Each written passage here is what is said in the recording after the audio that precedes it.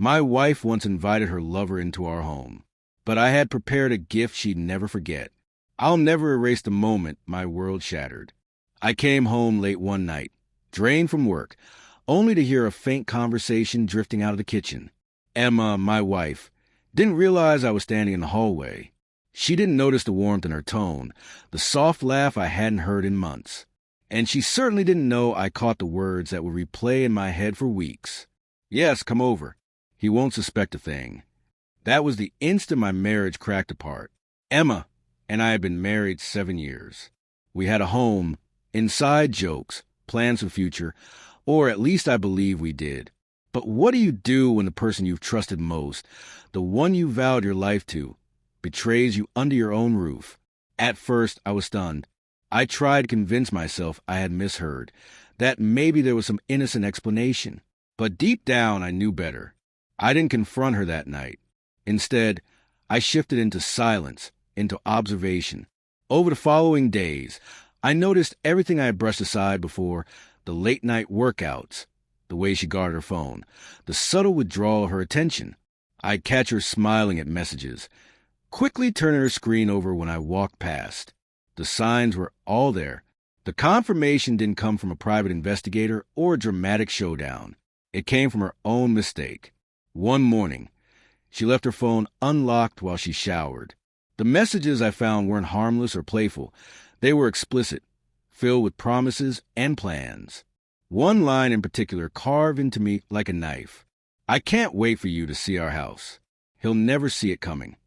Our house, the one I had paid for, repaired, poured myself into. I wanted to scream, to rage, to confront her immediately. But instead, I sat in my car that morning, breathing hard, feeling the fire in my chest sharpen into something colder, clearer. If she wanted to bring her lover into my home, then I would welcome them in a way they'd never forget. That was the beginning of my brutal gift. I didn't plan violence. I wasn't going to destroy myself over her betrayal. Instead, I decided to hand her exactly what she claimed she wanted: freedom. But it wouldn't be quiet. It wouldn't be hidden. The night came. Emma had been buzzing with nervous energy all day, glued to her phone. She cooked dinner for once, set the table with candles. To anyone else, it might have looked romantic, but I knew the truth. I kissed her on the forehead, told her I'd be working late, and drove off. But I didn't go to work. I parked a block away and waited.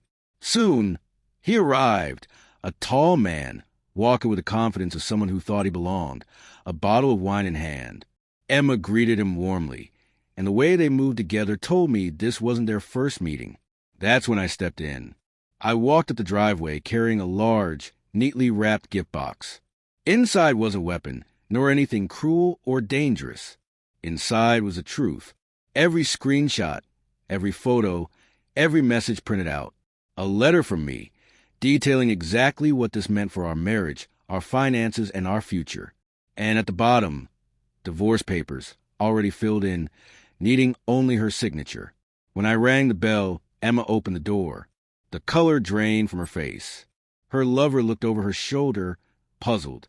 Surprise, I said evenly, handing her the box. This isn't," she stammered. But I walked past her and set the box on the dining table. "Go ahead, open it."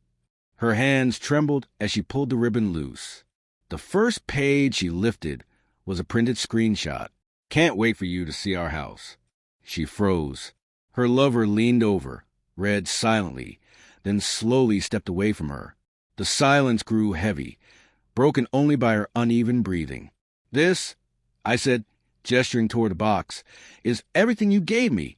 Every lie, every betrayal. And this," I added, pulling the divorce papers from the bottom, "is what I'm giving you in return. You wanted him, you can have him. But not in my house. Not in my life." Her lover didn't speak. He just grabbed his wine and walked out, leaving Emma shaking in humiliation. She begged. She cried. But I didn't shout, didn't curse. I told her one simple truth. You made your choice. This is mine. That was the last night Emma lived in my house. The weeks that followed weren't easy. Divorce never is, even when you know it's the right path. There were nights I doubted myself, nights where loneliness wrapped around me like a cold blanket. But day by day, I grew stronger. Because betrayal doesn't define you. Someone else's dishonesty doesn't erase your worth. Emma had chased cheap thrills, mistaking them for excitement.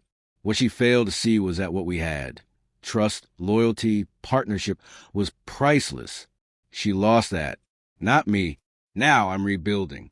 I found peace in solitude, strength in surviving the storm. Maybe one day I'll find love again, love built on honesty and commitment. But even if I don't, I know this. I will never again accept less than I deserve. So if you've been betrayed, remember this. What someone else did to you doesn't define you. What defines you is how you rise. Emma invited her lover into my home, but I walked away with something far greater than either of them expected. My dignity, my freedom, and the strength to start over. That was my brutal gift.